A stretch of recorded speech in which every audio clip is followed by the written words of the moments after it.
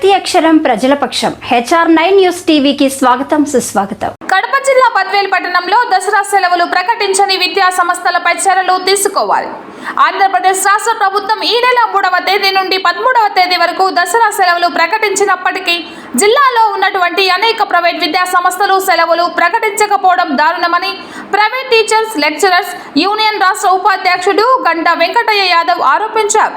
దీని మీద విద్యాశాఖ అధికారులకు ఎన్నిసార్లు విన్నవించుకున్నా కూడా విద్యాశాఖ అధికారులు ప్రైవేట్ విద్యా సంస్థల యాజమాన్యాలకు తొత్తులుగా వ్యవహరిస్తూ పట్టించుకోకపోవడం దారుణమని తీవ్రస్థాయిలో ధ్వజమెత్తారు.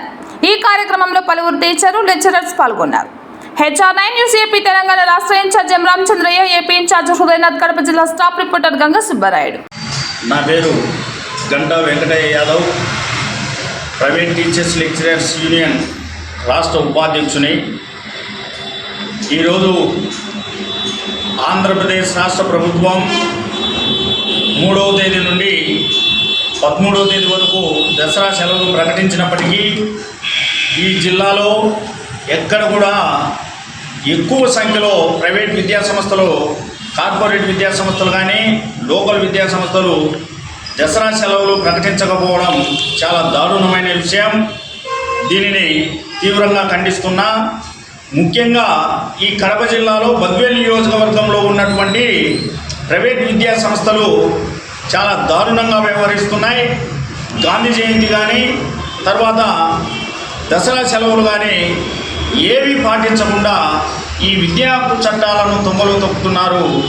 కావున విద్యాశాఖ అధికారులకు ఫిర్యాదు చేసినప్పటికీ విద్యాశాఖ అధికారులు స్పందించకుండా ప్రైవేట్ విద్యా సంస్థల యాజమాన్యాలకు తొత్తులుగా విద్యాశాఖ అధికారులు వ్యవహరిస్తున్నారు. కాబట్టి ఇప్పటికైనా విద్యాశాఖ అధికారులు స్పందించి ప్రైవేట్ విద్యా సంస్థలు దసరా సెలవులు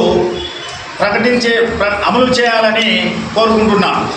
విద్యా సంస్థల యాజమాన్యాలకు తొత్తులుగా వ్యవహరిస్తూ ప్రభుత్వ జీతాలు తీసుకుంటూ ప్రైవేట్ విద్యా సంస్థల యాజమాన్యాలకు తొత్తులుగా వ్యవహరించడం కరెక్టా అని అడుగుతూ ఉన్నా. కాబట్టి మీరు విద్యా చట్టాలను అమలుపరచకుండా ఉంటే, దసరా సెలవులను అమలు చేయకుండా ఉంటే విద్యాశాఖ అధికారులపైన ప్రైవేట్ విద్యా సంస్థల మీద కమిషనర్కు ఫిర్యాదు చేస్తా అని తెలియజేస్తూ ఉన్నా.